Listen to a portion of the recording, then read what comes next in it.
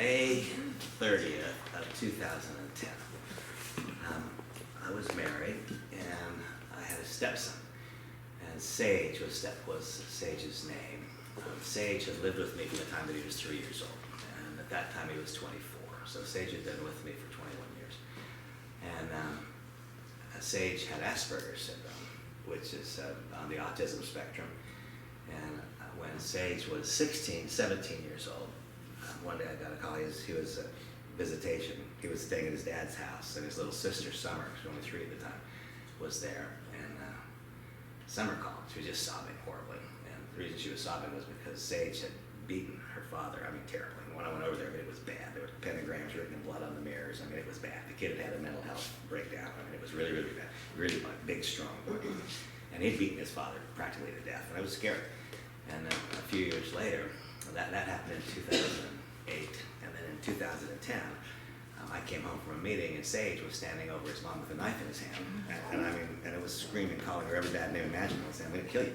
And that was not out of the question, That wasn't out of the question. I'd seen how he had beat his father, and he was standing over with a knife, and it was bad. What was going on right then was bad. And I hit him as hard as I could possibly hit him. I hit him as hard as I could hit him in the head with a pan. I was afraid, and I'm not sure that I'd do anything different today. I didn't know what was happening. It could be bad. And then 90 minutes later, the coroner knocked on the door, and he had gone across the street and laid down the train tracks, committed suicide. And though I didn't know it, my marriage ended that day. And as important as Samantha is to me today, that's how important my wife at that time was to me then. She was everything to me, everything. And I didn't know it, but my marriage ended that day because she blamed that on me. And I get it. I get it. I know what happened. I also know what might have happened had I not done that. I do know. It was real. It was tangible. It was there. But she left. And she didn't leave immediately. She just kind of separated herself from me. And about 6 months later, she left, and she was going to go home and see her mom for a weekend and never came back. And that was that. Into every life a little rain must fall. That is actually a meditation garden that I built for Sage at that same Carmelite monastery I've talked about so much. It's called the Road to Emmaus, and it's actually about 300 yards long. And the other side of that wall is a walkway, and it's an entire meditation garden that was created as a memorial for Sage, but also created as a place of solace for other people who suffer that. It's an unfortunate occurrence that happens a lot in America, unfortunately. But my point of all that is this: into every life a little rain must fall, and sometimes when the rain comes, it is an unbelievable storm. And sometimes the storm doesn't seem to let up for a long time. The storm went on for a long time. For me, that storm went on for a long time. In terms of Sage's death, the storm will always kind of be there. In terms of my wife leaving, that was really hard. That was one of the most difficult things that I've gone through. And when that happened, then everything that is me was put at risk. Literally everything. Because if I was going to pick up a drink or a drug, that would be the moment that was going to happen. And so everything that could put my entire life experience at risk, it all happened right now in a matter of a couple of days. Now, my question is, do you have an emergency preparedness plan? See, thank God I did, and I do. I have an emergency preparedness plan. The unspeakable sometimes happens. Sometimes the unspeakable occurs. And when it does, if we are prepared for it, we will come to the other side with less long-term damage than if we are not prepared for it. Had I not been prepared at that moment in time, then I don't know what might have happened.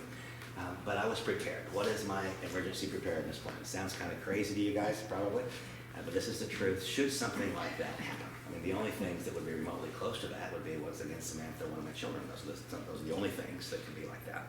But if something like that happened, you know where I would spend the next week? I would spend the next week in a sleeping bag in a clubhouse. Really and truly, that's what I would do, because that's where I'm safe. That's where I'm okay.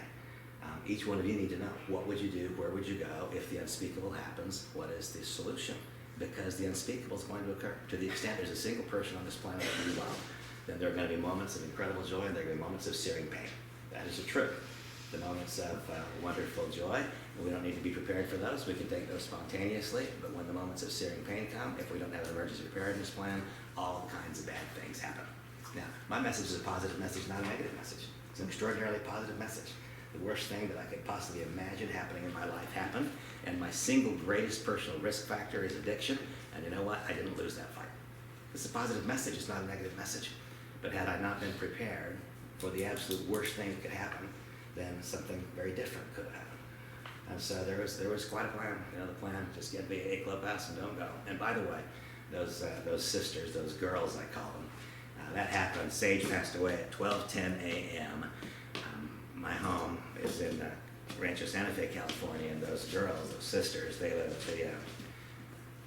at the Carmelite Monastery, the most sacred heart of Los Angeles. Carmelite Sisters, the most sacred heart of LA, is the name of the order. And it's 3 hours from Alhambra to my home. It was 3 hours and 15 minutes from when I called the Mother Superior at 12:10 a.m. until I had 6 nuns in my house. I mean, these women have provided service to me and my family in unimaginable ways, just unimaginable. They have taught me how to express love in a pure, unconditional way, and I'll be forever grateful for that. And so the next part of my emergency preparedness plan is, as soon as I've got past the immediate acute issue, whatever it is, then they all know I've got a room there. And there's actually a room outside that's got my name on it. You know, so I made a donation. I've got a room at the monastery, and when bad things happen, they know that if I come knocking, I got a place to stay. That might sound crazy, but folks, have an emergency preparedness plan. Have a plan. Rich, things happen, don't they? Absolutely, and I had a plan the last 15 years of my life. Good. Yeah. Yeah, it's different, isn't it? I mean, just have a plan. That's all. And the plan can change, it can be amended, but have a plan.